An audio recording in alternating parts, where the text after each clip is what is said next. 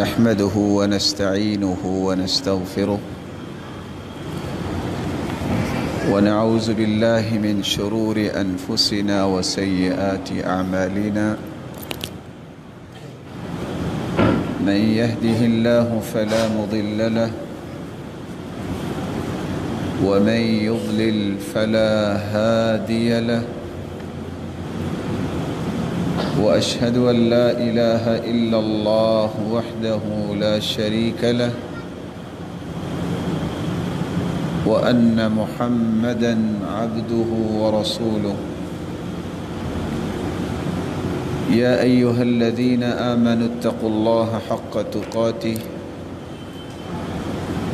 ولا تموتن إلا وأنتم مسلمون يا أيها الناس اتقوا ربكم الذي خلقكم من نفس واحدة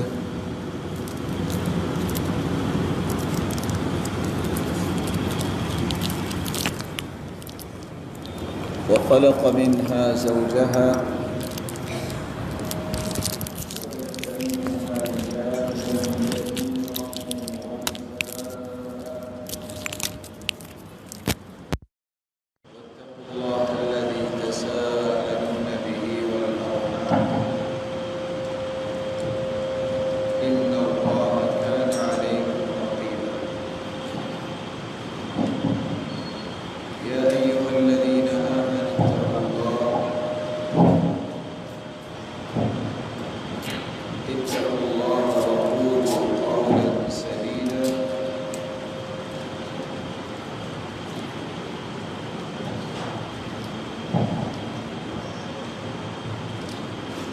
يصلح لكم أعمالكم ويغفر لكم ذنوبكم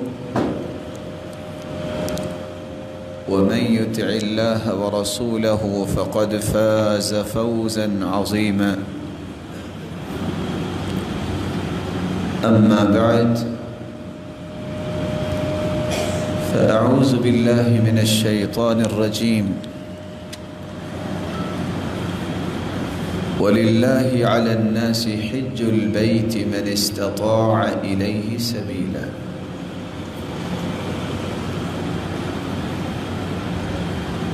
اللہ ذوالجلال جو ہم سب کے خالق و مالک اور رازق ہیں،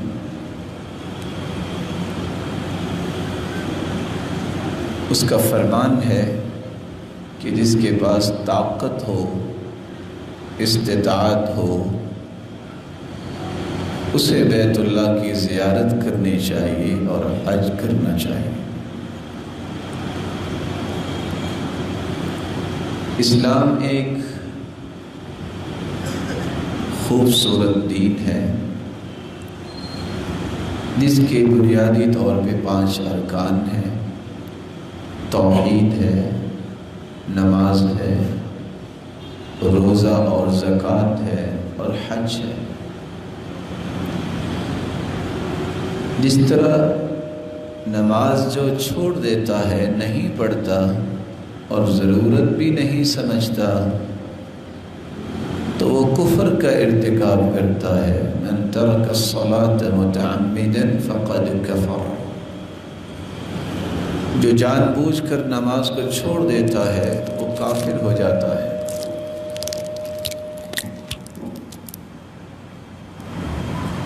اسی طرح جو زکوٰۃ ادا نہیں کرتا اس کی نماز بھی نہیں ہوتی۔ من لم یزکی فلا صلاۃ لہ، جو اپنے مال کی زکوٰۃ نہیں دیتا تو اس کی نماز بھی قبول نہیں ہوتی۔ جان بوجھ کر ایک روزہ اگر کچھ چھوڑ دیتا ہے تو کتنا بڑا گناہ ہے اسے، کہ وہ کس طرح اللہ جلال کی نافرمانی کر بیٹھا، اسے کس طرح توبہ کرنی ہے، اس کا فدیہ کتنا ہے۔ آپ نے رمضان میں سنا ہوگا۔ اسی طرح حج بھی ایک رکن ہے۔ اگر کسی کے پاس جسمانی اور مالی طاقت ہے اور پھر بھی وہ حج نہیں کرتا تو وہ گنہگار ہے، اس نے اسلام کے اس رکن کو پورا نہیں کیا، اور اللہ نہ کرے اگر کسی کا ذہن یہ بن جائے کہ اس کی ضرورت ہی نہیں تو پھر تو وہ کافر ہو جائے گا۔ حج کیا ہے اور اس کی اہمیت و فضیلت کیا ہے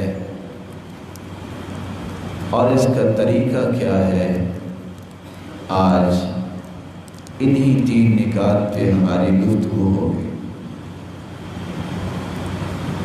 حج کا بنیادی طور پہ جو مفہوم ہے ارادہ کرنا اور قصد کرنا، اللہ ذوالجلال کی عبادت کے لیے اور مناسک حج کو پورا کرنے کے لیے بیت اللہ کا ارادہ کرنا اور قصد کرنا یہ حج کہلاتا ہے۔ حج جس کے بارے میں رسول اللہ صلی اللہ علیہ وآلہ وسلم نے کتنے خوبصورت الفاظ میں بیان کیا ہے کہ تمام اعمال سے افضل عمل ہے۔ یہ روایت صحیح الجامع کی ہے۔ رسول اللہ صلی اللہ علیہ وسلم کے صحابی ماعز رضی اللہ تعالیٰ عنہ بیان کرتے ہیں کہ اللہ کے رسول صلی اللہ علیہ وسلم نے فرمایا، افضل الاعمال الایمان باللہ، سب سے افضل عمل یہ ہے کہ انسان کا اللہ پر ایمان ہو۔ ثم الجہاد، پھر اس کے بعد جہاد، ثم حجۃ برہ تفضل سائر الاعمال كما بين مطلع الشمس الى مغربها۔ تیسرا درجہ اس حج کا ہے جو حج مبرور کہلاتا ہے، قبول کیا گیا حج۔ یہ تمام اعمال سے اتنا ہی افضل ہے اور اتنا بلند ہے جتنا مشرق و مغرب کا فاصلہ ہے۔ رسول اللہ صلی اللہ علیہ وآلہ وسلم نے اسی لیے تو فرمایا تھا، تعجلوا الی الحج، حج کرنے میں جلدی کیا کرو، فإن أحدكم لا يدري ما يعرض له، کچھ پتہ نہیں آئندہ سال تم نے زندہ بھی رہنا ہے کہ نہیں۔ اور عمر رضی اللہ تعالی عنہ تو اسی لیے فرمایا کرتے تھے، لقد هممت ان ابعث رجالا الى هذه الامصار لينظروا من كانت له جدة فلم يحج۔ میرا جی چاہتا ہے کہ میں کچھ لوگوں کو فلاں فلاں جگہ پہ بھجواؤں اور وہ جا کے دیکھیں کہ جن کے پاس حج کی طاقت ہے پھر بھی وہ حج نہیں کرتے، لِيَضْرِبُوا عَلَيْهِمُ الْجِزْيَةَ، ان سے جزیہ وصول کریں، اور جزیہ کافر سے وصول کیا جاتا ہے۔ مَا هُمْ بِمُسْلِمِينَ، مَا هُمْ بِمُسْلِمِينَ، جن کے پاس جسمانی طاقت بھی ہے اور مالی طاقت بھی ہے، وہ حج نہیں کرتے، یہ مسلمان نہیں ہیں، یہ مسلمان نہیں ہیں، ان سے جزیہ وصول کیا جائے۔ آپ صلی اللہ علیہ وآلہ وسلم نے اس لیے صحابہ کرام کو ترغیب دلاتے ہوئے یہ بھی فرمایا، تم شاید سمجھتے ہو کہ حج کرنے سے خرچ آئے گا، مال کم ہوگا۔ حج ایک ایسی نعمت ہے جس کو بار بار کرنے سے انسان امیر بنتا ہے، توکل بنتا ہے۔ ادیم الحج والعمرہ میرے صحابہ حج اور عمرے کو بار بار کرو، تابعوا بین الحج والعمرہ، اور ہمیشگی کرو۔ اگر آپ کے پاس طاقت ہے تو آپ ہر سال بھی کر سکتے ہیں۔ فائدہ کیا ہوگا؟ فَإِنَّهُمَا يَنْفِيَانِ الْفَقْرَ وَالذُّنُوبَ، بار بار حج کرنے سے كما ينفي الكير خبث الحديد والذهب والفضة، سونے اور چاندی کو آپ بھٹی میں ڈالتے ہیں، میل کچیل الگ ہو جاتی ہے، خالص سونا اور چاندی الگ ہو جاتی ہے۔ بار بار حج عمرہ کرو گے، اللہ تمہاری فقیری کو توڑ کے رکھ دیں گے، تمہیں امیر بنا دیں گے، اور تمہاری زندگی کے سارے گناہوں کو معاف کر دیں۔ آپ صلی اللہ علیہ وآلہ وسلم نے یہاں تک مسلمانوں کو رغبت دلائی کہ جو انسان حج کے لیے نکلتا ہے کتنا خوش نصیب ہے کہ اگر وہ گھر سے نکلتے وقت کسی سواری پہ بیٹھتا ہے، ما ترفع إبل الحاج رجلا ولا تضع يدا إلا كتب الله تعالى له بها حسنة أو محى عنه سيئة أو رفعه بها درجة۔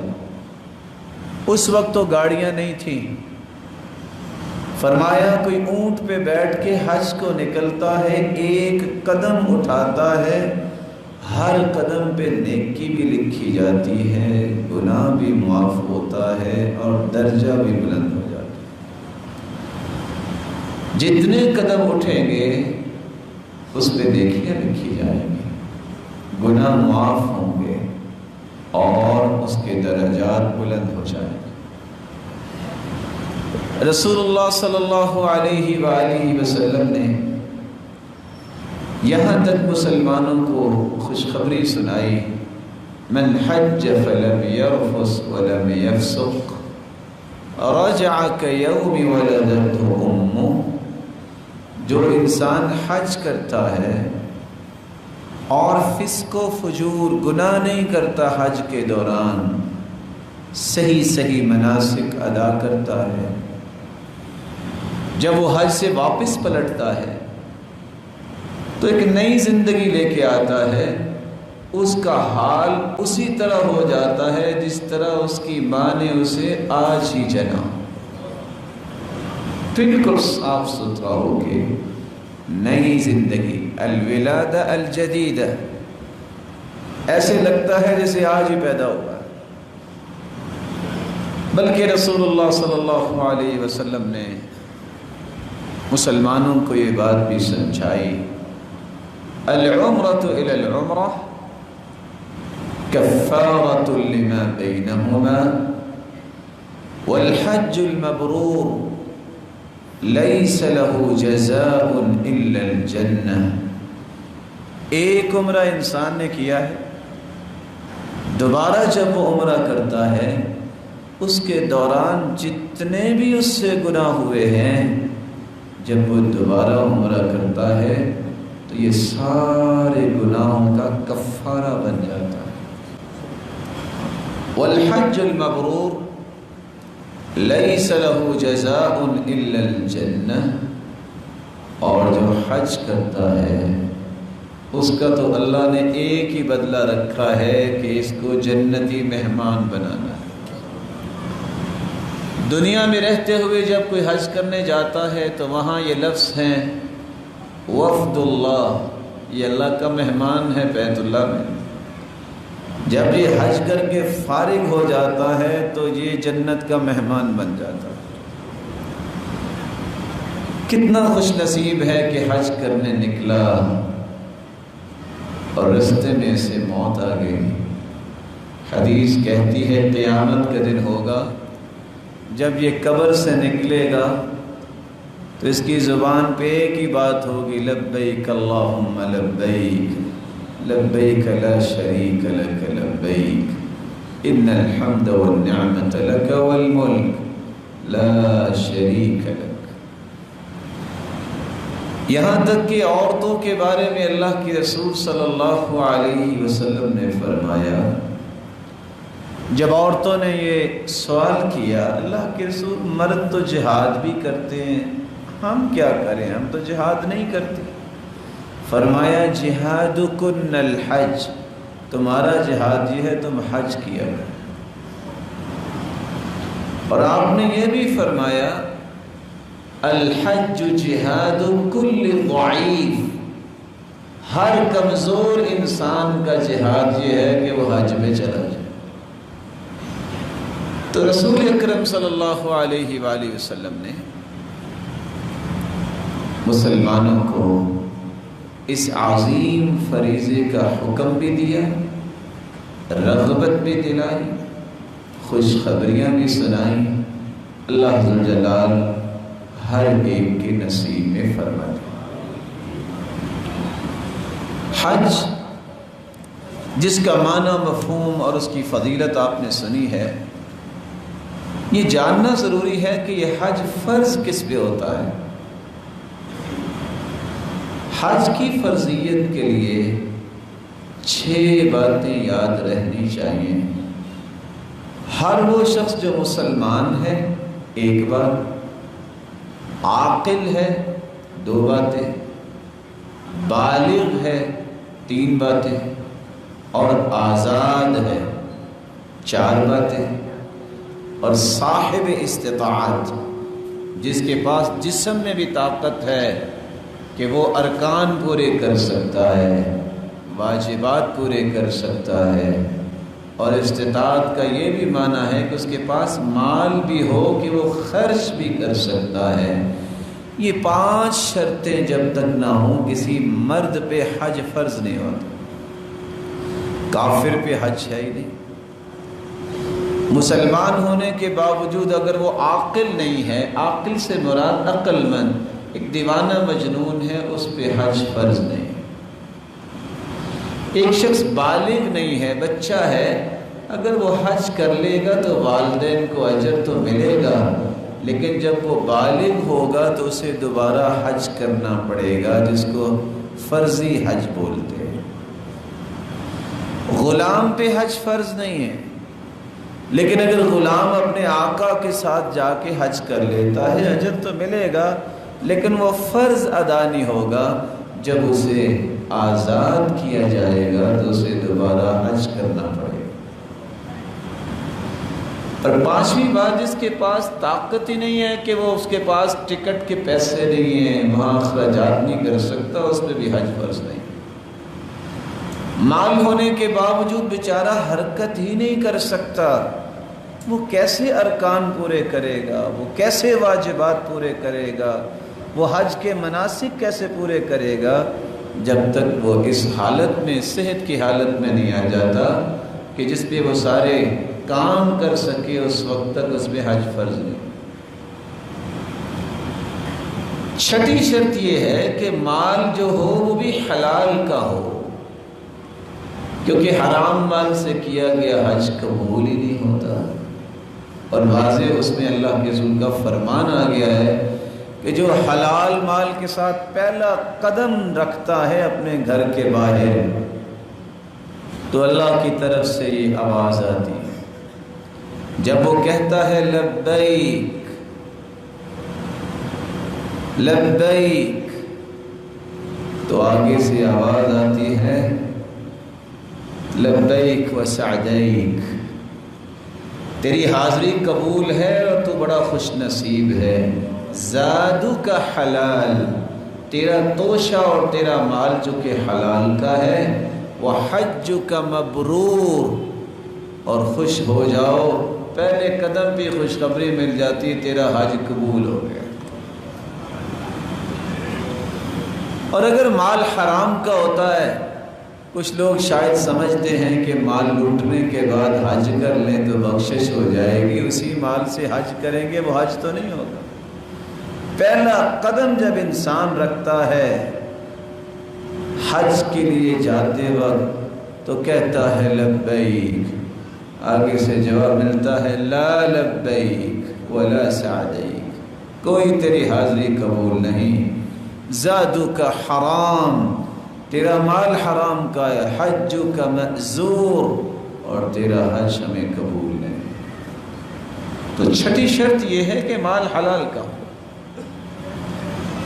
عورت کے لیے ساتویں شرط یہ ہے کہ عورت اکیلی حج کے لیے نہیں جا سکتی، اسے محرم کے ساتھ جانا ہوگا۔ رسول اکرم صلی اللہ علیہ وسلم صحابہ کو یہ بات سمجھا رہے تھے، آپ نے فرمایا لا تسافر المرأة الا مع ذی محرم، کوئی عورت اپنے محرم کے بغیر سفر نہ کرے۔ ثلاثۃ ایام، 3 دن، پھر دوسری روایت کہتی ہے یومین، 2 دن، تیسری روایت کہتی ہے یوم و لیلہ، 1 دن اور 1 رات، اور چوتھی روایت کے الفاظ یہ ہیں ولو بریدن، 1 برید کا سفر۔ برید کتنا ہوتا ہے؟ قال ابن خزیمہ، ابن خزیمہ فرماتے ہیں وزن 10 میلا بالہاشمی، ہاشمی اندازے کے مطابق 12 میل کا سفر کسی عورت کو اکیلے نہیں کرنا چاہیے جب تک محرم ساتھ نہ ہو۔ ابھی یہ بات سمجھا رہے تھے اللہ کے رسول تو ایک شخص کھڑا ہو گیا، کہتے ہیں اللہ کے پیارے پیغمبر، آپ نے فرمایا ہے کہ محرم کے بغیر سفر نہ کرے۔ ان امرأتی حاجہ، میری بیوی تو حج کرنے چلی گئی، وَإِنِّي اُكْتُتِبْتُ فِي غَزْوَةِ كَذَا وَكَذَا، اور میرا نام تو جہاد میں لکھا گیا، میں تو وہاں جا رہا ہوں سرحد پہ، مسلمانوں کے ساتھ مل کے کافروں سے جہاد کروں گا، اور میری بیوی حج کرنے چلی گئی۔ آپ نے فرمایا انطلق فحج مع امرأتک، اس کام کو چھوڑو، فوراً جاؤ اپنی بیوی کے ساتھ جا کے حج کرو۔ جہاد جیسا عظیم کام جس کو اللہ نے جنت کا دروازہ کہا ہے، مسلمانوں کی بلندی کا راز کہا ہے، جب یہ کافروں کے ساتھ جہاد ہو، کیونکہ مسلمانوں کے ساتھ جہاد نہیں ہوتا، وہ فساد ہوتا ہے۔ جہاد ہمیشہ حکمران کے تحت اور اصول و ضوابط کی روشنی میں کافروں کے ساتھ ہوتا ہے، مسلمانوں کے ساتھ نہیں ہوتا۔ تو جب تک محرم نہیں ہے کسی عورت کا، اس پہ حج فرض نہیں۔ یہاں میں گزارش بھی کروں گا اور اللہ کا خوف بھی دلاؤں گا ان اپنے بھائیوں کو جو آرام سے کسی بھی عورت کو کسی دوسرے کے ساتھ نتھی کر دیتے ہیں اور نقلی محرم بنا کے اسے عمرے پہ بھی بھیج دیتے ہیں، حج پہ بھی بھیج دیتے ہیں۔ یہ دنیا کے 4 ٹکوں کے پیچھے اسلام کے اصولوں کو چینج نہیں کرنا چاہیے۔ اس لیے جو محرم نہیں اس کو محرم بنانا یہ جائز نہیں ہے، جرم ہے۔ اور ایسے لوگوں سے بھی میں گزارش کروں گا جو گئے تو تھے عمرہ کرنے، وہاں چھپ گئے کہ چلو حج کر کے چلے جائیں گے، ان پہ حج فرض ہی نہیں ہے، اپنے آپ پہ مصیبت کیوں ڈالتے ہیں؟ کیا فائدہ ہوگا؟ حج تو ہو یا نہ ہو، اگر وہ کراچی جیل سے یا لاہور جیل سے آپ ان کو لینے جائیں تو کیا یہ استقبال اچھا ہوگا حاجی صاحب کا؟ آپ پہ فرض ہی نہیں۔ جب شریعت آپ پہ پابندی نہیں لگا رہی، آپ کو شریعت پابند نہیں کر رہی، جو پابندیاں ہیں پہلے وہ تو پوری کریں۔ جس چیز کو شریعت نے آپ پہ واجب لازم نہیں کیا اس کو اپنے سر پہ کیوں لیتے ہو؟ اپنے آپ کو مشقت میں نہیں ڈالنا چاہیے۔ جب تک یہ شرطیں نہ ہوں حج فرض نہیں ہوتا۔ جب یہ شرطیں پائی جائیں تو پھر حج فرض ہوگا۔ پھر کوئی بڑے سے بڑا چودھری ہے، بڑے سے بڑا پڑھا لکھا ہے، اگر وہ حج نہیں کرتا، مال بھی ہے، جسم کی طاقت بھی ہے، تو وہ مجرم بن جائے گا، اللہ کے ہاں گنہگار بن جائے گا۔ اور اللہ نہ کرے اگر یہ کہہ دے کہ حج کی تو ضرورت ہی نہیں ہے، اور آپ جانتے ہیں کتنے ایسے لوگ کروڑوں کے مالک ہیں لیکن ایک حج بھی نہیں کیا۔ یہ مغلیہ خاندان جتنا گزرا ہے، آپ نے ان کی تاریخ تو پڑھی ہوگی، کتنے 100 سال تک حکومت رہی، لیکن کسی ایک بادشاہ کو بھی حج کی توفیق نہیں ہوئی۔ ایک تاریخ کا سیاہ پیج ہے۔ بلڈنگیں اور بڑی بڑی کوٹھیاں بنانا ضرورت ہے تو بنا لے، لیکن اس کو بنانے سے رب کو تو نہیں بھولنا چاہیے۔ آج بھی اگر کوئی سمجھتا ہے کہ میرے کاروبار کی سچویشن ایسی ہے کہ میں جا نہیں سکتا، پیچھے سے سنبھالے گا کون؟ اور میرے پیارے بھائی، ملک الموت آ گیا تو پھر کون سنبھالے گا؟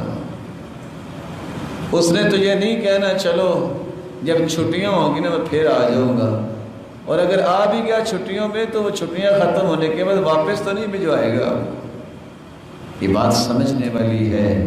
اللہ کے احکام کی پیروی کرنی چاہیے، اس طرح ہیلے بہانے نہیں کرنے چاہیے۔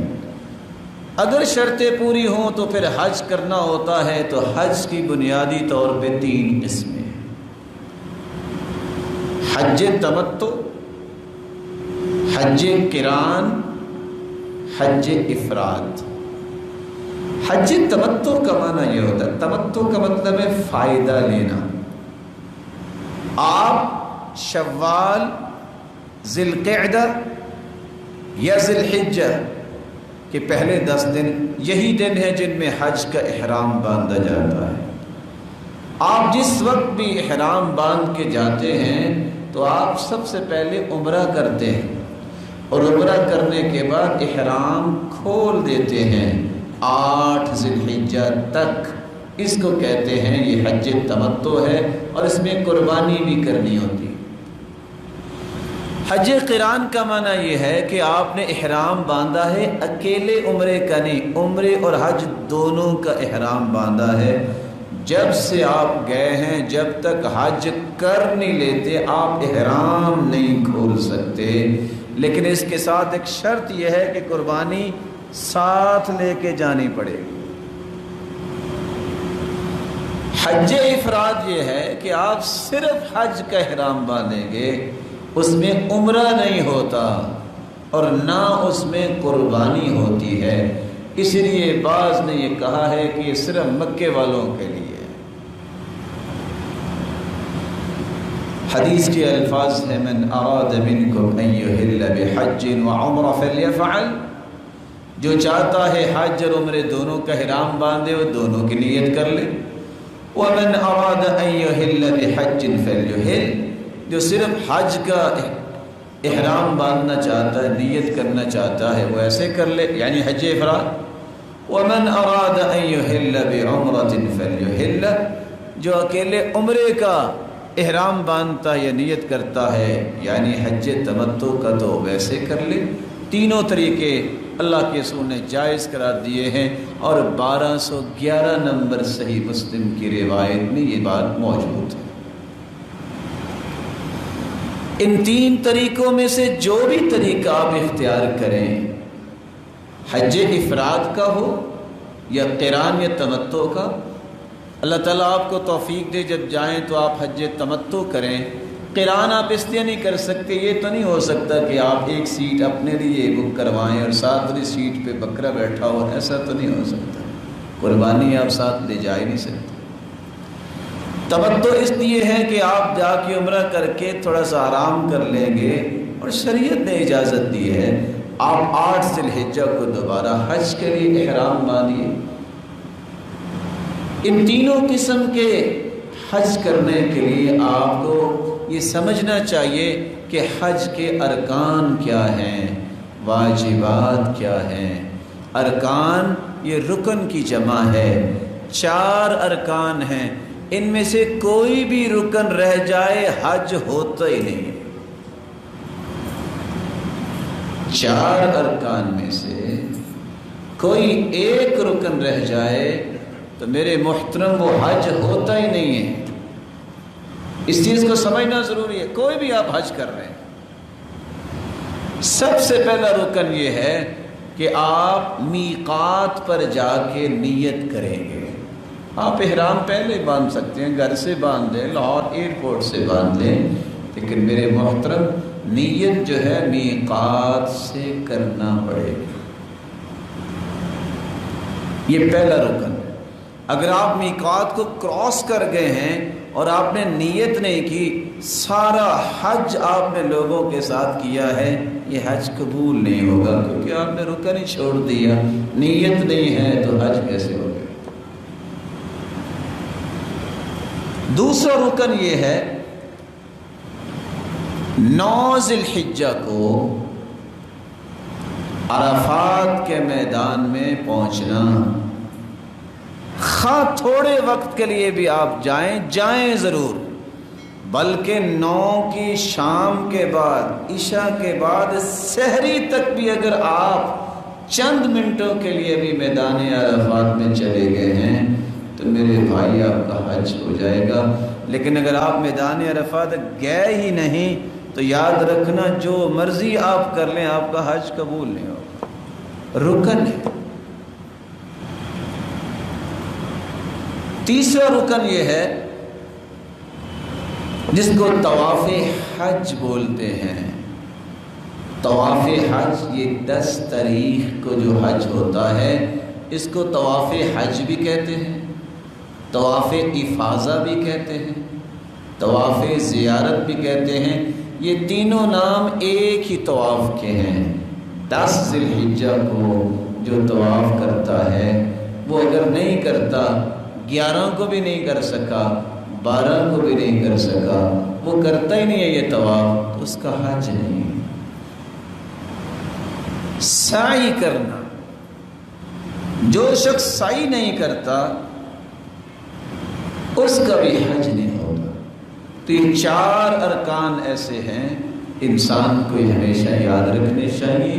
میقات پہ نیت کرنا، میدان عرفات میں جانا، اور طواف حج افاضہ زیارت کرنا اور سعی کرنا۔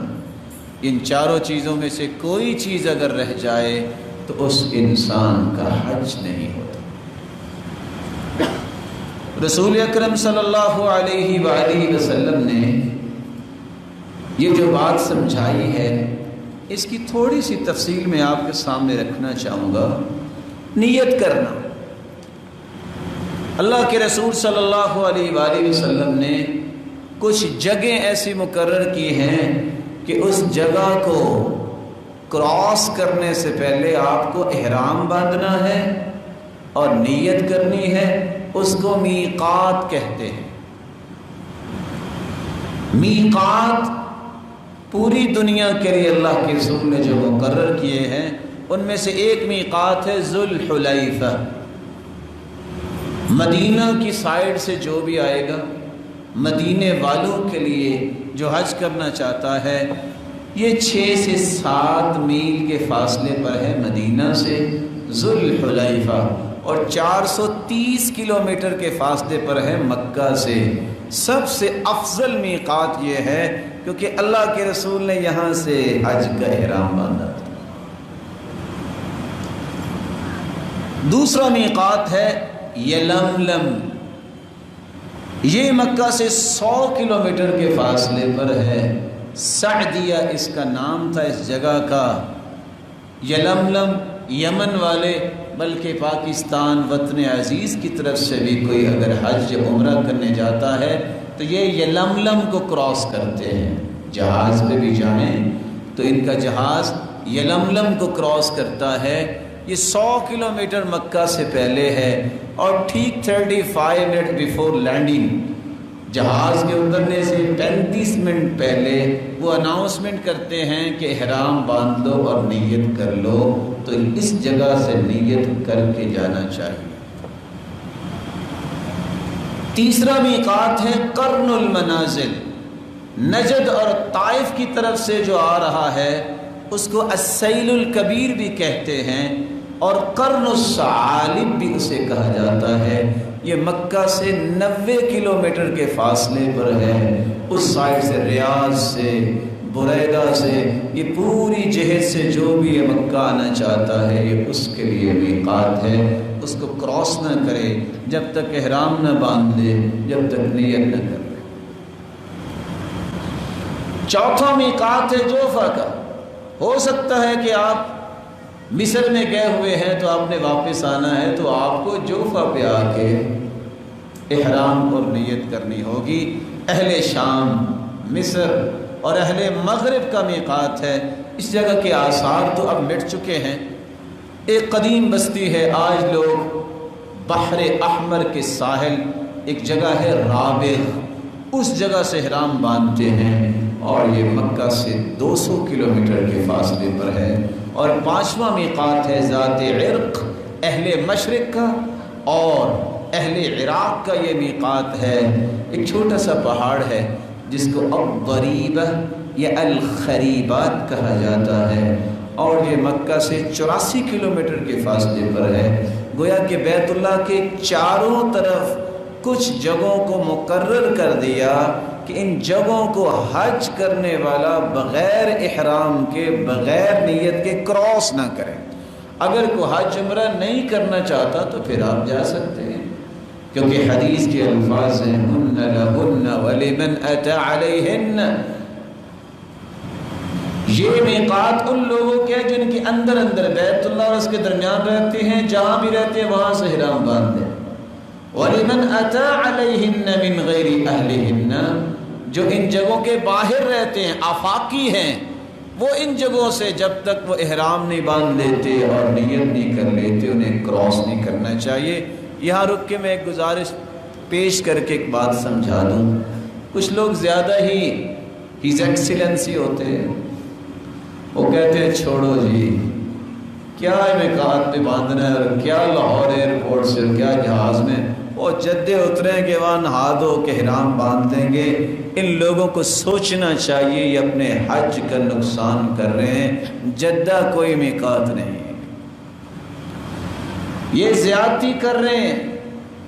اگر انہوں نے نیت ہی نہیں کی ابھی تک تو ان کا حج ہی نہیں ہے، اور اگر انہوں نے نیت تو کر لی ہے میقات پہ لیکن احرام نہیں باندھا تو ان کو دم دینا پڑے گا، اور یہ گنہگار بھی ہوں گے کیونکہ جان بوجھ کے چھوڑ رہے ہیں۔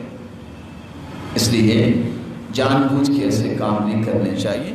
اگر انسان سے کوئی چیز رہ گئی ہے تو دم دے کے انسان اپنے حج کو جو نقص ہے اس کو پورا کر سکتا ہے۔ رسول اللہ صلی اللہ علیہ وآلہ وسلم نے جہاں یہ میقات بیان کی ہے وہاں یہ فرمایا ہے کہ مرد اور عورت احرام باندھ کے جائے، دونوں کے پھر صفتیں بیان کی ہیں، مرد کا کیسے احرام ہو، عورت کا کیسا احرام ہو۔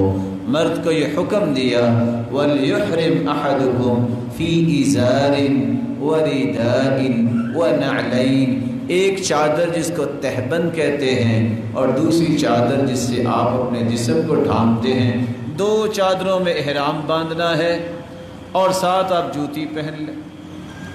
لیکن اگر ایسے ماحول بن گیا ہے کہ چادر آپ کی گم ہو گئی ہے، ملی نہیں ہے، مل ہی نہیں رہی، تو پھر حکم یہ ہے فَلْيَلْبَسْ سَرَاوِيلَ، تو پھر آپ تہبند کی جگہ پہ پیجامہ بھی پہن سکتے ہیں جب واقعتاً آپ کو میسر نہیں آئے۔ آپ کے پاس جوتی نہیں ہے، گم ہو گئی ہے، یاد ہی نہیں رہا رکھنے کی، یا یہ ہے کہ آپ نماز پڑھنے گئے اور کسی بندے کو شرم و حیا نہیں آئی، وہ آپ کی جوتی اٹھا کے لے گیا ہے، تو شریعت نے آسانی کر دی وَمَن لَّمْ يَجِدْ نَعْلَيْنِ فَلْيَلْبَسْ خُفَّيْنِ، جوتی نہیں ہے تو موزے پہن لے۔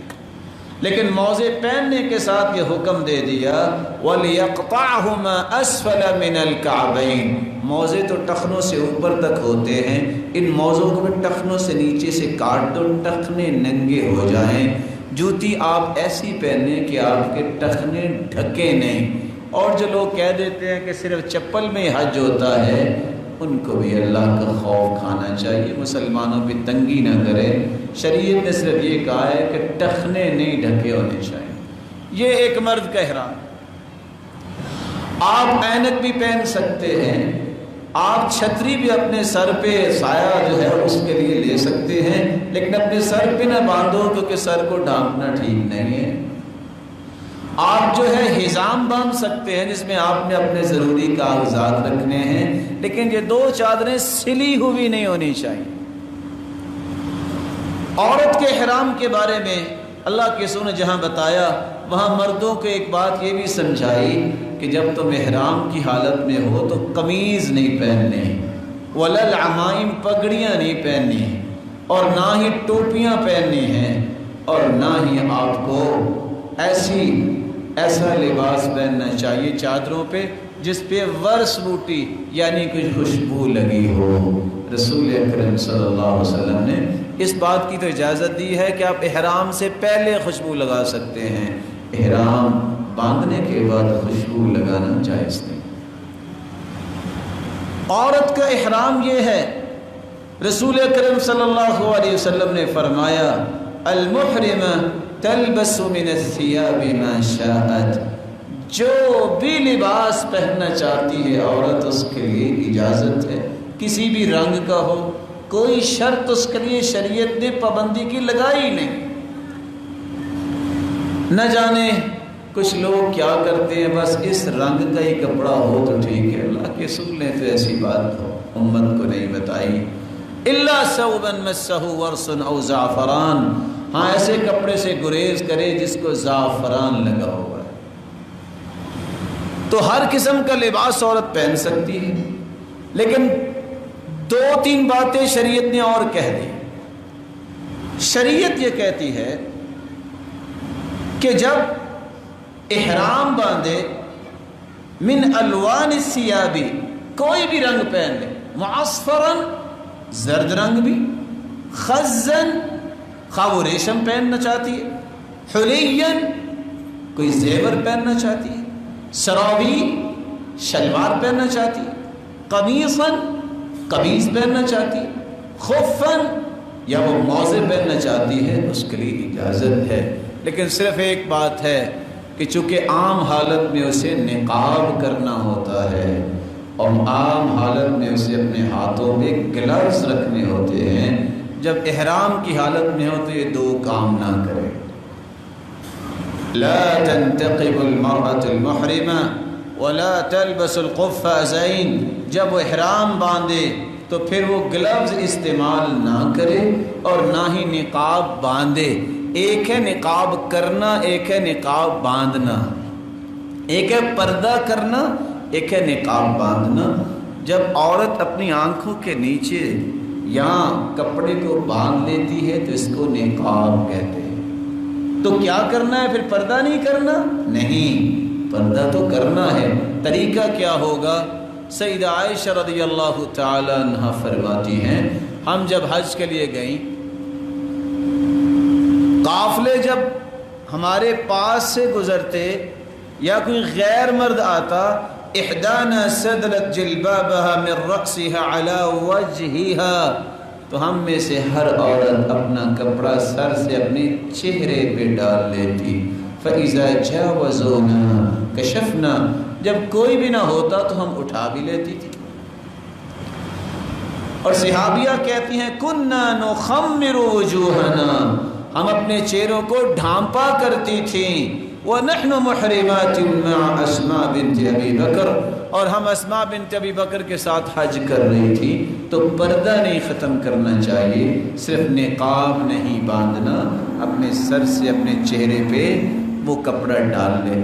اور آپ نے دیکھا ہوگا، اللہ جانے یہ کہاں سے آئی ہے یہ بات، اور لگتا ہے کہ 10-20 سال پہلے کوئی حدیث کسی نے بنائی ہے کہ لوگ جاتے ہیں اور عورتوں کو وہ کھلاڑیوں کا کیپ پہنا کے لگاتے ہیں کہ کپڑا نہ لگے۔ اللہ آپ کو صحیح دین کی سمجھ عطا فرمائے۔ کیا صحابیات نے بھی ایسا کیا؟ کیا تابعات نے بھی ایسا کیا؟ 1400 سال کی تاریخ ہے، کسی نے ایسا کیا؟ اللہ کے رسول فرما رہے ہیں کہ عورت کو کیا کرنا ہے، نقاب نہیں باندھنا سکتا۔ اور اللہ کے رسول کی زوجہ مطہرہ کہتی ہیں کہ ہم کپڑا اپنے چہرے پہ لٹکا لیتی، تو چہرے پہ لگتا کہ نہ لگتا؟ یہ کہاں سے تکلف، یہ کہاں سے مصیبت عورتوں کے لیے کس نے گھڑ دی؟ اللہ اس کو ہدایت دے اور صحیح راستہ نصیب فرمائے۔ اللہ کے رسول سے یہ بات ثابت نہیں، صحابہ سے یہ بات ثابت نہیں ہے، اور نہ ہی یہ ایسی بات کی طرف انسان کو جانا چاہیے۔ احرام باندھنے کے بعد بلا شبہ آپ حج کے لیے گھر سے نکلے ہیں. حج کے لیے نکلتے وقت 4 باتیں کبھی نہ بھولیں. اپنے والدین کو راضی کر کے، اپنی وصیت لکھ کے، اور حج کے احکامات کو سمجھ کے اپنی ضروریات کو ساتھ لے جانا نہ بھولیے، وگرنہ آپ کو پریشانی ہوگی. یہ 20 دن سے 40 دن کا سفر اگر آپ نے حج کا طریقہ نہ سمجھا تو ضائع ہو جائے گا. وصیت لکھے میں نے اس کا دینا ہے، اس کا لینا ہے، میرے مال سے اتنا فلاں کو دے دینا. والدین کو راضی کریں، دعائیں اور اذکار یاد کریں، اور آپ کے علم میں ہونا چاہیے کہ میں نے حج کیسے کرنا ہے. معلم کتنا کچھ سکھائے گا اور کس طرح سکھائے گا، آپ کو ساری چیزیں سیکھ کے جانی چاہیے. آپ میقات پہ پہنچے ہیں. تینوں حجوں میں سے جو بھی آپ کر رہے ہیں، اگر آپ حج تمتع کر رہے ہیں اپنی طرف سے، تو آپ کو کہنا چاہیے لبیک اللہم بعمرۃ. اور اگر آپ حج بدل کر رہے ہیں کسی کی طرف سے، تو آپ اس کا نام لے لیں، لبیک اللہم بعمرۃ عن ابی، میرے والد کی طرف سے، عن امی، یا میری ماں کی طرف سے، جس کی طرف سے آپ کر رہے ہیں، عن اخی، میرے بھائی کی طرف سے، عن اختی، میری بہن کی طرف سے، عن عمی، میرے چچا کی طرف سے، عن خالی، میرے ماموں کی طرف سے. جس کی طرف سے آپ حج کرنا چاہتے ہیں حج تمتع، تو آپ کو اس کا تذکرہ کرنا چاہیے. لیکن یاد رکھنا حج بدل صرف وہی کر سکتا ہے جس نے اپنا حج کیا ہوتا ہے، وگرنہ جس نے اپنا حج نہیں کیا وہ دوسرے کا حج کرنے کا مجاز شرعی طور پہ نہیں ہے. اور اگر آپ حج قران کرنا چاہتے ہیں، جو میں نے آپ سے عرض کیا کہ سواری تو ساتھ جا نہیں سکتی، لیکن اگر کوئی ایسا بہادر آئی جائے نظر تو اس کو کرنا چاہیے لبیک اللہم بحجۃ وعمرۃ. اور اگر آپ حج افراد کر رہے ہیں تو چونکہ صرف حج کا آپ نے احرام باندھا ہے، تو آپ کو کہنا چاہیے لبیک اللہم بحج، اے اللہ میں حج کا احرام باندھتا ہوں. حج تمتع کرنے والا اور حج قران کرنے والا یا حج افراد کرنے والا مکہ پہنچ گیا، اب کیا کرے؟ حج تمتع کرنے والے کو پورا عمرہ کرنا ہے، اسی طرح حج قران کرنے والے کو. اور حج افراد کرنے والا جو کہ عمرے کا احرام باندھا نہیں، اگر وہ طواف کرنا چاہتا ہے، اس کو طواف قدوم کہتے ہیں، مکے میں آنے والے کا طواف، یہ حج کا حصہ نہیں ہوگا. لیکن یہاں میں اضافہ کر دوں کہ اگر حج قران اور حج افراد کرنے والا اس دن سعی کر لے تو 10 تاریخ کو اس کو سعی کی رخصت مل جائے گی. لیکن حج تمتع کرنے والے کو اس دن بھی سعی کرنا ہوگا. طریقہ کیا ہے؟ تینوں کے تینوں لوگ جو حج کر رہے ہیں بیت اللہ میں داخل ہوں، اعوذ باللہ العظیم وبوجہہ الکریم وسلطانہ القدیم من الشیطان الرجیم، بسم اللہ والصلاة والسلام علی رسول اللہ، اللہم اغفر لی ذنبی واعصمنی من الشیطان وافتح لی ابواب رحمتی. یہ دعا پڑھ کے بیت اللہ میں داخل ہو جائیں. آپ پہلے اپنے ہوٹل میں جائیں، سامان رکھیں. کچھ لوگ کہتے ہیں نہیں پہلے مجھے یہ کام کرنا ہے اور دوڑ لگا رہے ہوتے ہیں. ارے بھائی آپ دوڑنے کے لیے آئے، سکون سے آپ سامان رکھیں، شاور لیں، تھکاوٹ نہیں ہے تو پوری کریں، صرف سرد کو نہ ڈھانپیں آپ، اور فریش ہو کے آپ بیت اللہ جائیں تاکہ آپ سیر ہو کے دعائیں کریں جس کے لیے آپ آئے ہیں. آپ جب بیت اللہ کا طواف کرنے لگے تو آپ کو اصطباء کرنا ہوگا. اصطباء کا مطلب ہے جو چادر اوپر لی ہوتی ہے اس کو دائیں بغل کے نیچے سے نکالتے ہیں اور بائیں کندھے پہ اس کو رکھ لیتے ہیں. گویا کہ یہ دایاں کندھا طواف کرتے وقت انسان کو ننگا رکھنا ہے. کچھ لوگ جب دین کی سمجھ نہیں ہوتی وہ سخت گرمی میں بیچارے لاہور سے ہی کر لیتے ہیں۔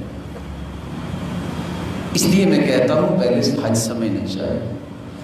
آپ جب حجر اسود کے سامنے پہنچے، حکم تو یہ اس کو بوسہ دے، اگر بھیڑ ہے تو آپ، حکم یہ بھی ہے کسی کے ہاتھ میں لاٹھی ہے اس کو لگا کے چوم لے۔ اب وہ ممکن نہیں ایک لاٹھی لے جانے نہیں دے گا کہ کھوٹی کسی کے ہاتھ میں ہو، پھر آپ اس کے سامنے آ کے بسم اللہ اللہ اکبر کہہ کے اپنا طواف شروع کریں۔ اور اس سے پہلے اگر آپ بیت اللہ کو دیکھتے ہیں تو آپ یہ دعا پڑھ سکتے ہیں، اللہم زد ھذا البیت تعظیما وتشریفا وتکریما ومہابتا وبرا۔ اے اللہ اس گھر کو عزت میں، شرف میں، نیکی میں اور رعب اور ہیبت میں اور زیادہ کر دے۔ آپ طواف سے پہلے یہ دعا پڑھیں جب شروع کرتے وقت، اللہم ایمانا بک وتصدیقا بکتابک ووفاء لعہدک وتطبیقا لسنت واتباعا لسنت نبیک محمد صلی اللہ علیہ وسلم۔ اللہ تجھ پہ ایمان لاتے ہوئے، تیرے وعدے کا ایفا کرتے ہوئے، تیرے نبی کی سنت کو زندہ کرتے ہوئے میں طواف شروع کرنے لگا ہوں۔ اللہم انت السلام ومنک السلام فحینا ربنا بالسلام۔ اے اللہ تو ہی سلامتی والا ہے تو مجھے بھی سلامتی عطا کر۔ اے اللہ مجھے زندہ بھی رکھ تو میرے ایمان کی سلامتی کے ساتھ۔ 3 چکر پہلوانوں کی طرح چلنا ہے، جو چاہے دعا کرے۔ لیکن رکن یمانی جو حجر اسود سے پہلا کونا ہے، اس کے اور حجر اسود کے درمیان صرف ایک دعا پڑھی جاتی ہے، ربنا آتنا فی الدنیا حسنہ وفی الآخرۃ حسنہ وقنا عذاب النار۔ 3 چکروں کے بعد اب بقیہ 4 چکر سکون سے آپ چلیں۔ 7 چکر گزارنے کے بعد مقام ابراہیم کے پاس 2 رکعتیں ادا کریں۔ پہلی رکعت میں سورۃ کافرون اور دوسری رکعت میں قل هو اللہ احد پڑھیں، اور اس کے بعد آپ دوبارہ اگر وقت ہے تو بوسہ لے سکتے ہیں، نہیں ہے تو ٹھیک، آپ ملتزم پہ آ سکتے ہیں جو دروازہ ہے، اور حجر اسود یہ درمیانی حصہ ملتزم کا ہے۔ اللہ کے سر اپنا چہرہ مبارک لگاتے، ذراعی اپنے بازوؤں کو لگاتے، اپنے سینے کو لگاتے اور کثرت سے دعائیں کرتے۔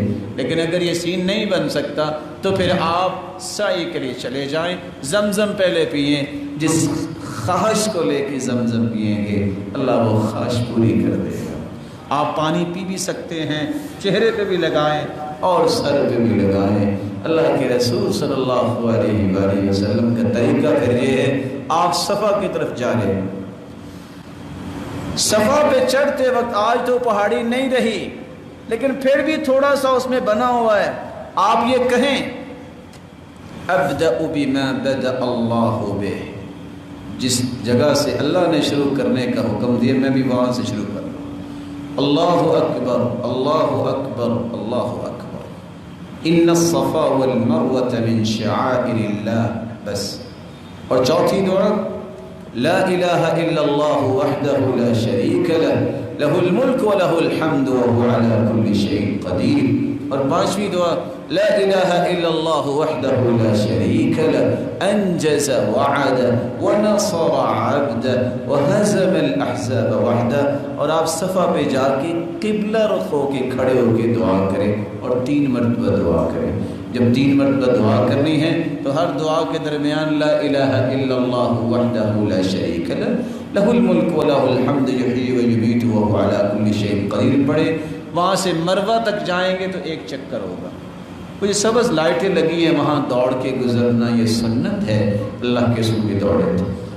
آپ جب مروہ پہ پہنچے ہیں تو پہلی 2 دعائیں چھوڑ دیں، ابدأ بما بدأ اللہ بہ اور ان الصفا والمروة من شعائر اللہ، اس کو چھوڑ دے، باقی ساری دعائیں ہر چکر میں پڑھنی۔ 7 چکروں کے بعد جس نے حج تمتع کا ارادہ کیا تھا وہ بال کٹوائے، منڈوائے نہیں، کیونکہ اللہ کے رسول نے جب عمرہ کیا تھا تو بال کٹوائے تھے، جب حج کیا تو بال منڈوائے تھے۔ یہ بال کٹوا کے اپنا لباس پہن لے جب تک کہ 8 ذی الحجہ نہیں آتی۔ حج قران کرنے والا اسی حالت میں رہے گا، حج افراد کرنے والے نے تو طواف کیا، اگر وہ سعی بھی کر لے تو 10 تاریخ کو اس کو سعی نہیں کرنی پڑے گی۔ 8 ذی الحجہ کو پھر دوبارہ سے احرام باندھے گا حج تمتع کرنے والا۔ حج قران والا تو اس وقت تک احرام میں رہے گا، حج افراد والا بھی احرام میں رہے گا۔ 8 ذی الحجہ کو ظہر کی نماز سے پہلے پہلے آپ مینا پہنچے، جس جگہ آپ ہوٹل میں ٹھہرے ہیں وہاں سے آپ نیت کریں، جیسے آپ نے یہ کہا تھا لبیک اللہم بحجۃ بعمرۃ، اب آ کے حج کی نیت کر لے، عمرہ کی جگہ پہ حج کا نام لے لے، اور آپ ظہر کی نماز، عصر کی نماز، مغرب کی نماز، عشاء کی نماز، صبح کی نماز، یہ 5 نمازیں مینا میں پڑھنی ہیں اور قصر کے ساتھ پڑھنی ہیں، کیونکہ رسول اللہ صلی اللہ علیہ وسلم کے صحابی بیان کرتے ہیں صلی الصلاۃ الرباعیۃ بمنن، اللہ کے رسول نے مینا میں 4 رکعتی نماز کو 2 رکعت پڑھا، وَأَنَّ أَبَا بَكْرٍ صَلَّاهَا بِمِنَنْ، اور ابو بکر صدیق رضی اللہ تعالیٰ نے بھی 2 رکعت پڑھی، وَأَنَّ عُمَرَ ابن الخطاب صَلَّاهَا بِمِنَنْ الرَّكْعَتَيْنِ، اور عثمان رضی اللہ تعالیٰ عنہ اور عمر رضی اللہ تعالیٰ عنہ نے بھی مینا میں 2 رکعتیں پڑھی، اور یہ موطا امام مالک کی روایت ہے۔ 9ویں تاریخ کو آپ صبح جب سورج نکل آئے تو پھر آپ میدان عرفات کی طرف جائیں گے۔ میدان عرفات الگ ہے، وادی عورانہ الگ ہے، جہاں خطبہ ہوتا ہے یہ وادی عورانہ ہے، آپ نے جا کے خطبہ وادی عورانہ میں دیا، خطبے کے بعد آپ عرفات میں گئے، آپ وہاں خطبہ سنیں، ظہر عصر کی اکٹھی نماز پڑھیں 2 رکعتیں قصر کے ساتھ، اور پھر اس کے بعد آپ دعاؤں میں مشغول ہو جائیں۔ سب سے پیاری دعا اس دن ہے لا الہ الا اللہ وحدہ لا شریک لہ لہ الملک ولہ الحمد وہو علی کل شیء قدیر۔ شام تک آپ اذکار کریں، دعائیں کریں، نوافل پڑھیں، آپ کو اجازت ہے، لیکن کثرت سے دعائیں کرنا نہ بھولیے۔ اللہ کے رسول نے بہت دعائیں کی تھی۔ جب مغرب کا وقت ہو جائے تو آپ نے وہاں نماز نہیں پڑھنی، بلکہ آپ نے وہاں سے مزدلفہ کی طرف روانہ ہونا ہے، اور جس وقت بھی پہنچے مغرب اور عشاء کی نماز ایک ہی وقت میں 3 رکعتیں مغرب کی اور 2 رکعتیں عشاء کی، دونوں نمازوں کو جمع کر کے پڑھے اور قصر کے ساتھ پڑھے، کیونکہ اللہ کے رسول نے ایسے کیا۔ پھر اس رات آپ نے کو باتیں بھی اتنی نہیں کی، آپ پھر سو گئے، تاکہ آپ نے 10 تاریخ کو زیادہ کام کرنے ہیں۔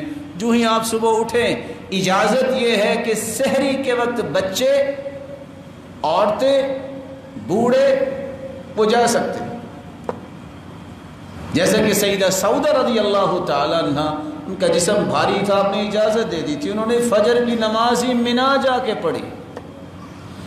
لیکن جو بچے اور عورتیں اور اس طرح کی کیفیت نہیں رکھتے، ان کو نماز وہاں ہی پڑھنی چاہیے مزدلفہ میں، اور جب تھوڑی سی روشنی ہو تو پھر مینا کی طرف جائیں، جس کو عام لوگ 3 شیطان کہتے ہیں، جمرات، ان میں سب سے پہلے آپ نے جمرہ عقبہ جو ہے بڑے شیطان کو 7 کنکریاں باندھنی ہیں، جو چنے کے دانے کے برابر ہو، اس سے معمولی سی بڑی ہو، بسم اللہ اللہ اکبر کہہ کے اس دن 4 کام کیے جاتے ہیں، کنکریاں ماری جاتی ہیں، قربانی کی جاتی ہے، بال منڈوائے جاتے ہیں، طواف اور سعی کیا جاتا ہے۔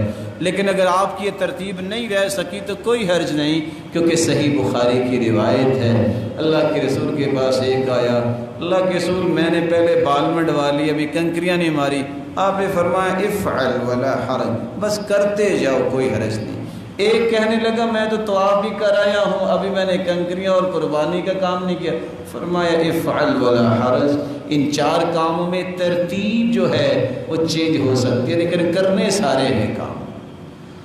لیکن یہاں یاد رکھیے گا کہ ان 4 کاموں میں 2 کام اگر آپ کر لے تو احرام اتار سکتے ہیں، اس کو تحلل اول کہتے ہیں۔ آپ قربانی کریں، بہت سارے پوچھیں گے ہمیں تو پتہ ہی نہیں، قربانی کا ٹائم تو 11 بجے کا دیا ہوتا ہے۔ جب آپ نے ایک مقرر کر دی وہ آپ کی طرف سے ہوگی، آپ بے فکر ہو جائیں۔ گناہ ان کے سر پہ ہوگا اگر کوئی مسئلہ ہوا، آپ کے حج میں کوئی مسئلہ نہیں آئے گا۔ طواف کریں، سعی کریں 10 تاریخ کو واپس آ جائیں۔ 11 اور 12 یہ راتیں وہاں مینا میں گزارنی چاہیے، اور 13 کی رات۔ اور طریقہ کیا ہے کہ آپ مینا میں اسی طرح رہیں، قصر نماز پڑھیں، ہر روز زوال کے بعد شام تک آپ جو ہے وہ 21 کنکریاں ساتھ ساتھ لگانی ہیں۔ طریقہ یہ ہوگا کہ آپ بسم اللہ اللہ اکبر کہہ کے پہلے کنکریاں ماریں، اور کنکریاں مارنے کے بعد آپ جو جمرات ہیں وہ دائیں طرف ہو جائیں، وہاں کھڑے ہو کے نماز پڑھیں۔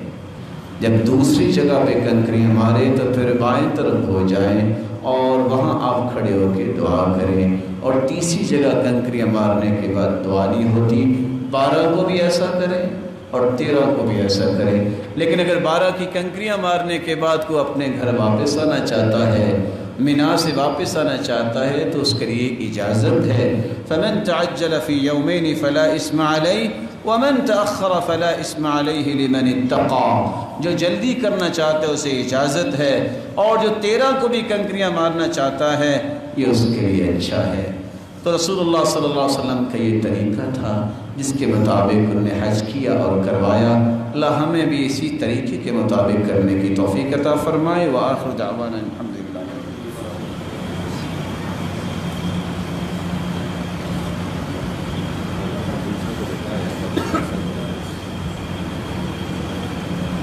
الحمد للہ علی احسانی والشکر لہ علی توفیقہ امتنانی، اما بعد۔ آپ نے حج کا یہ طریقہ جو سنا ہے، آخری چیز رہ جاتی ہے جس کو طواف الوداع کہتے ہیں۔ جب بھی آپ نے اپنے وطن واپس آنا ہے تو طواف الوداع کر کے آئیں، 7 چکر اور 2 رکعتیں۔ لیکن اگر آپ کا 10 تاریخ کا طواف رہ گیا ہے، بھیڑ ہے اور آپ جا ہی نہیں سکے، آپ کی طبیعت خراب ہے، تو یہ اجازت ہے کہ آپ وہ 10 تاریخ والا اور الوداع یہ اکٹھا طواف بھی کر سکتے ہیں، اور پھر آپ اپنے وطن واپس آ سکتے ہیں۔ حج کا تعلق مکہ کے ساتھ ہے، مدینہ کے ساتھ نہیں ہے۔ لیکن کتنی خوش نصیبی ہے کہ آپ حج کرنے کے بعد مدینہ بھی جائیں، وہاں جا کے آپ اللہ کے پیارے پیغمبر کی مسجد میں نماز پڑھیں۔ وہاں اللہ کے رسول صلی اللہ علیہ وسلم نے فرمایا تھا، ما بین ممبری و بیتی روح، ما بین ممبری و بیتی روضۃ من ریاض الجنہ۔ میرے گھر اور میرے ممبر کے درمیان جنت کا ایک ٹکڑا ہے، وہاں نوافل پڑھیں، درود پڑھیں۔ ایک نماز 1000 نماز سے افضل ہے۔ آپ وضو کر کے گھر سے مسجد قباء جائیں، جو وضو کر کے مسجد قباء جا کے 2 رکعتیں پڑھتا ہے، اللہ اسے عمرے کا ثواب عطا کرتے ہیں۔ آپ اگر جانا چاہتے ہیں احد کے مقام پہ جا کے دعا کریں، نہ جانا چاہے، شریعت نے ایسی پابندی نہیں لگائی۔ لیکن مسجد نبوی میں زیادہ سے زیادہ نمازیں پڑھیں۔ اللہ ذو الجلال کے پیغمبر نے اس کی فضیلت بیان کی ہے۔ آپ یہاں بیٹھے بھی درود پڑھتے ہیں تو اللہ کے رسول کو پہنچتا ہے، وہاں جا کے بھی آپ درود پڑھیں گے تو اللہ کے رسول کو اللہ کے رب پہنچاتے ہیں۔ آپ کا حج مکہ میں مکمل ہو گیا تھا، آپ مدینہ طیبہ کی فضاؤں میں بھی ضرور جائیے، اور آپ حج کا یہ مبارک سفر خوش اسلوبی سے مکمل کر کے واپس آئیں۔ یہاں میں ایک بات کا اضافہ کر دوں، اگر کوئی شخص حج پہ نہیں جا رہا یا نہیں جا سکتا تو اس سے کیا کرنا چاہیے؟ آپ صلی اللہ علیہ وسلم نے فرمایا جو گھر سے وضو کر کے نکلتا ہے، یہ نیت کر کے نکلتا ہے کہ میں نے آج اللہ کے گھر میں جا کے کچھ سیکھنا ہے یا سکھانا ہے، لا يريد الا ان يتعلم خيرا او يعلمه، نیت، وضو یہ 2 کام کر کے گھر سے مسجد آتا ہے، نماز پڑھ کے واپس جاتا ہے، اسے اتنا ہی ثواب ملتا ہے۔